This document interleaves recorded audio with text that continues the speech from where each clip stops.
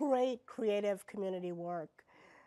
I'm joined by Mike Walden, who has spent a lot of time looking at what's going on in North Carolina and certainly in North Carolina's communities. There'll be a lot of viewers who are also in high growth communities, and they're wondering, what is the consequence of doing nothing about a construction shortage?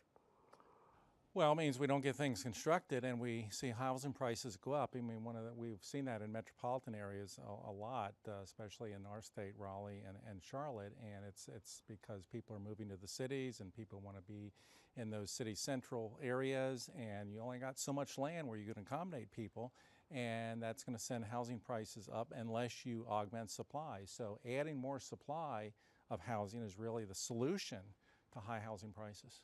And so, of course, the almost immediate question they will say is, but what are we supposed to do about expanding the labor market? If people aren't going into construction, how do we respond to that? What are the opportunities? Well, of course, one way that any market that faces a shortage responds is to up the wages. So that's one thing that developers could do. But this has been an unusual construction market coming out of the Great Recession. We've not rebounded like we thought we would, and I think that's because the selection of housing choices, especially by young people, has changed. They're not moving into single-family homes at the pace that we used to see in previous generations. They're staying in their high-rises. Also, there's some fear that we lost a lot of builders during the Great Recession. They've not really recovered.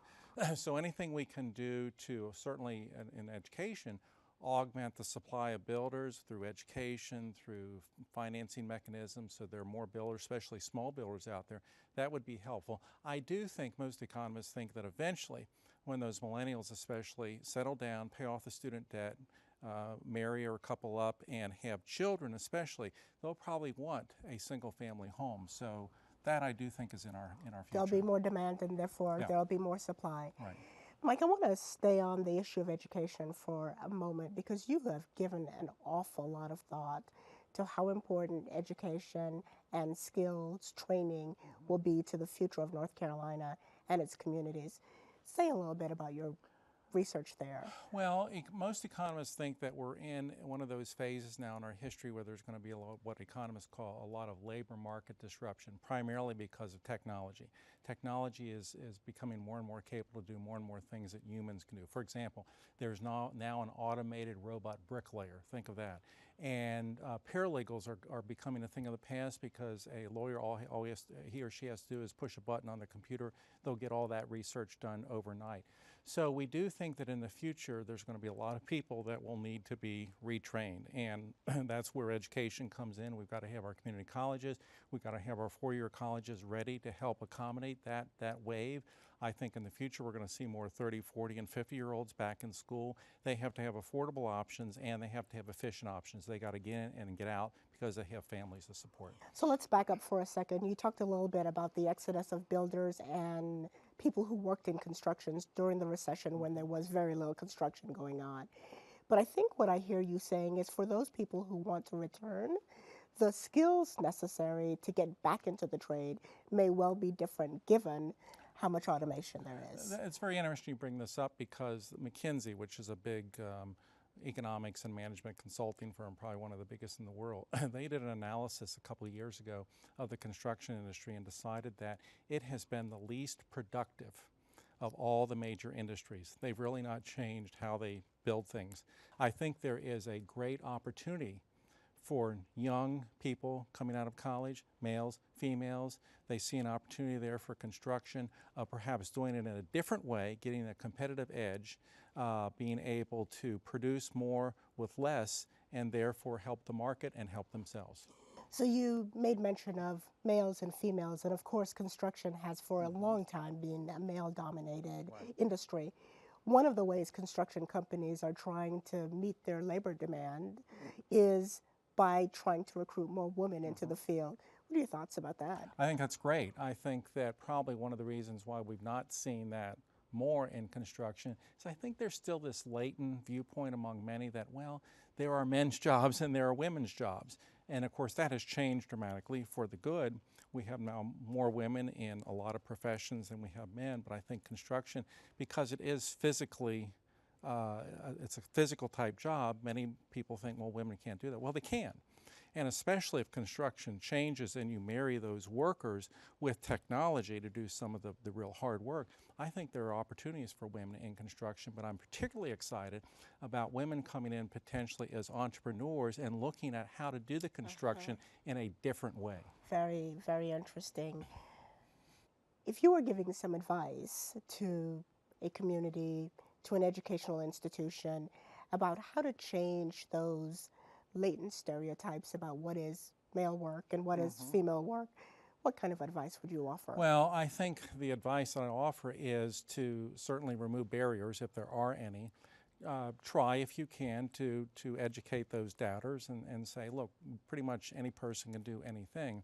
But I think the proof's in the pudding. So if we have more women in particular, say, going into the area we're talking about, construction, being successful, working in construction firms, I think that solves the problem. So I want to follow up on this a little bit, because community after community says to me, we have an information challenge. Young people don't fully understand the range of opportunities that exist in our local economy first. And even if they knew about those, they don't really understand the pathways to get there. Do you agree that that's true? And is that fixable? Well, I agree, and I think it is fixable, and all I can speak for is NC State, where and I've been there now 4 decades, and I've seen a change over those 4 decades of where more and more students and more professors are taking their students out into the field as part of their curriculum and part of their program. Some of them go out of the field, out of the country. And I think that is a key part now of education, exposing students to what's being done, and particularly exposing those students to seeing firms and people working in those occupations, working in those businesses that they never thought about. I think that's the way to broaden their horizons. I think that's right, and we certainly see that now happening at the community college level. We even see it happening at the high school level, where there's a lot more emphasis on career exploration and career awareness and career experiences. And the A word, apprenticeships. Yes, absolutely. I think that is key, and I'm happy to hear more people in positions of public policy talking about this, and really talking about, particularly at the community college level, involving the community, the business community more in the curriculum, more in the programs with apprenticeships. I think that is a big time move to solving some of these labor market issues that we've been talking about. So where we've seen the most movement on apprenticeships seems to be in the manufacturing sector. Would you say a little bit about that, and also help us understand whether there are opportunities to expand apprenticeships to many more industry sectors, including construction? Yeah, I think the reason we've seen them in manufacturing is they have been a key supporter of community colleges for the obvious reason that, at least in North Carolina for a long time, manufacturing has been very, very important. It still is. It's about twice the impact on our state economy as at the national level. And so I think a lot of manufacturers have seen common interests with community colleges, and so they have apprenticeships and so on and so forth. But there's no reason why that model can't be expanded into other industries, in finance, in construction, in healthcare sciences, et cetera. And for example, at NC State, we have many so-called apprentice programs in areas like engineering, where students may take an entire semester off and work in firms. So I think that concept is certainly applicable to many different kinds of industries. I want to take you back to something that you said earlier. You mentioned the word entrepreneurship and thinking about how women could come into construction as entrepreneurs. One of the trends that we're all wrestling with is the notion of freelance workers, that there will be fewer employees in the technical sense of the word in the future, and many, many more people who operate almost as a film company operates. You come together for a project and then you go off. This is probably already truer in construction than it is in other industry sectors, but do you expect to see more of this in the future? Well, I don't know that I expect to see more. I certainly expect to see both, because there are advantages if you are a firm of having permanent employees. If you have enough work and you have enough demand. If you have to rely on contract work, you got to find those contractors. Maybe the contractor you worked with before and really liked is not available, et cetera. So I think we will have more. It'll depend on the situation. And hey, that's fine. I think in our economy, different options makes our economy stronger. Got it. Got it. So no, I hear you saying no worries there, although there, as you probably know, there's a lot of angst about this freelancing economy? Well, of course, the financial part, I think it's coming from the worker. You don't necessarily get benefits and paid sick leave, et cetera, et cetera. So we may need to think, and there have been some people thinking about that in terms of public policy initiatives to broaden that. But simply in terms of how the work gets done, I think whether you use your own people that you've hired permanently or whether you contract out is going to depend on the nature of the business and the nature of the work. Terrific. Mike, what have I not asked you that I should have asked you? Because people in North Carolina need to know. I think one thing that we're pretty sure of, North Carolina is going to continue to grow. We are one of the fastest growing states in the country. I estimate that we'll add about 3 million more people by mid-century. That could carry with it over 1 million jobs. The big question that I have and a lot of economists have is where those jobs are going to be. A lot of people look to us and think we can tell you exactly how many engineers we're going to need, how many lawyers we're going to need. And you can't? So we can't. Well, sorry, we can't. So I think we are going to have a lot of churning with technology, and I think we're going to have our educational systems from community college to four-year college, maybe all reaching back to high school, be very nimble. And resources are going to have to be reallocated faster than we've done in the past to accommodate this changing job situation. So you started with post-secondary. I presume that was not a slip of the tongue. Is that because you think a greater number of these jobs that are coming to North Carolina will require some amount of post-secondary attainment? Well, I use post-secondary high school because I do think that you were talking about exposure of students to different occupations. I don't think we've done a good job of maybe doing that. Maybe I just haven't been in a high school recently of doing that in high school. And don't take exception to this. I hope you don't. I think most kids are going to high school. They think I've got to go to college, four-year college. That's the path. Here. And there are other opportunities. And sometimes I think what that does is those kids maybe who are not. Their strengths are in other areas. You know, the psychologists talk about the 7 intelligences. Yes.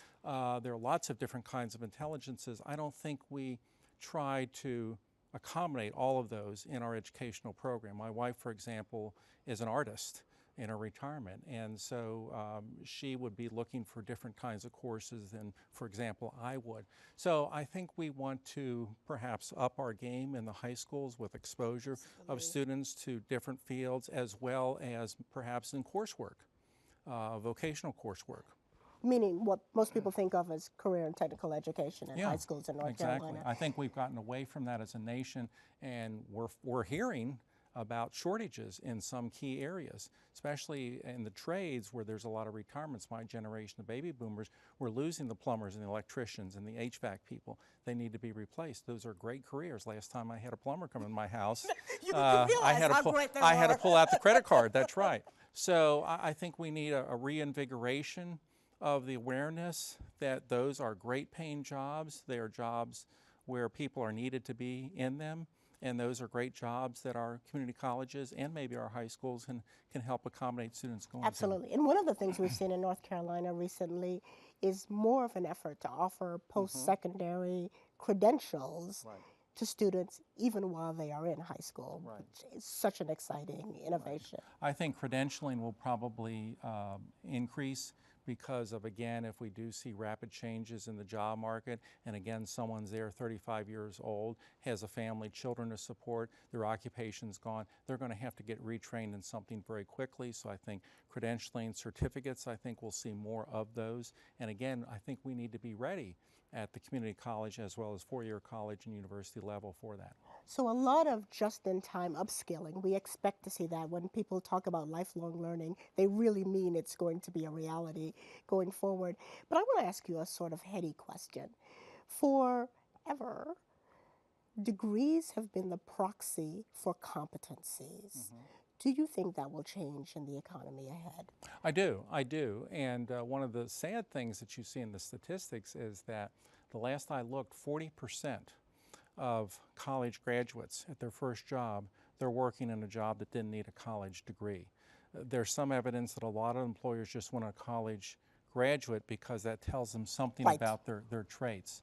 So, and that's an expensive proposition, obviously. So yes, I do think there are going to be other ways of indicating to, or hopefully we're going to develop other ways of indicating to employers the capabilities of individuals. Terrific. Mike, always wonderful My to be pleasure. with you. Always learn so much when I'm with you. And me from you. Thank you. Thank you.